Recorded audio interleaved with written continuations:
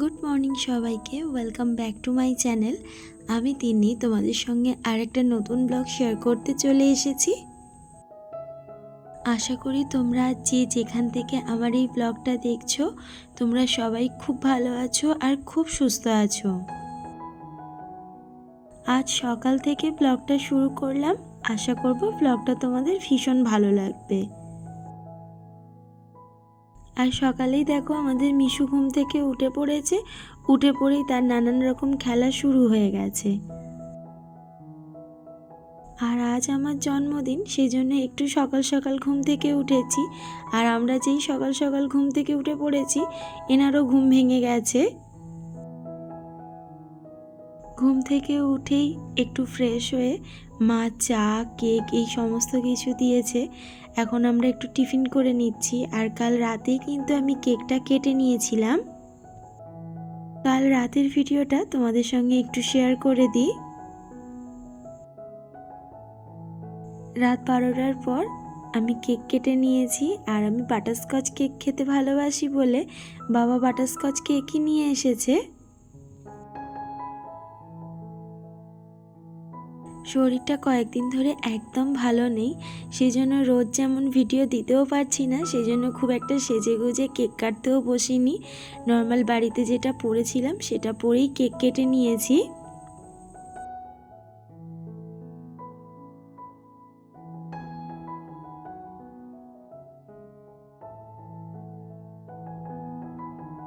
মা বোন অনেক কিছু রান্না করেছে।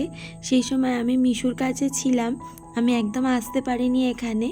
আর এখন শোনাই গেছে মিশুর কাছে, তো আমি মায়ের কাছে এসে দেখছি মা এখন রান্নাবান্নাগুলো রেডি করছে। স্নান করে এসেই দেখছি আমার বোন আমার জন্য সমস্ত কিছু বাটি বাটি করে সমস্ত কিছু গোছানো শুরু করে দিয়েছে।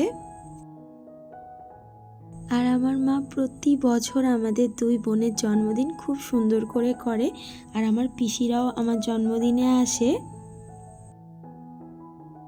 আর আমার সব সময় মনে হয় যে এত সুন্দর করে জন্মদিন পালন বাবা মা ছাড়া সত্যিই করা সম্ভব নয়।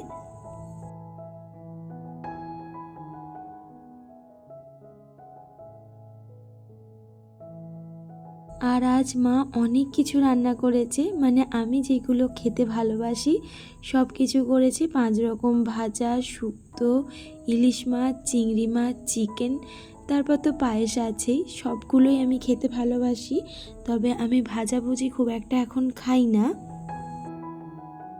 তবে যেহেতু আজ জন্মদিন সেই জন্য মা সব কিছুই ভাজাভুজিগুলো করে দিয়েছে।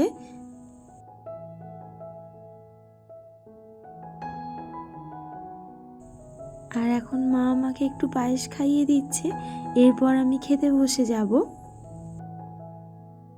কয়েকদিন ধরে শরীর খুব খারাপ, সেজন্য প্রত্যেক দিন ভিডিওটা করতেও পারছি না। আর এই ভিডিওটা অনেক দিন আগেই হয়েছিল, সেই জন্য আজকের ভাবলাম একটু শেয়ার করে দিই।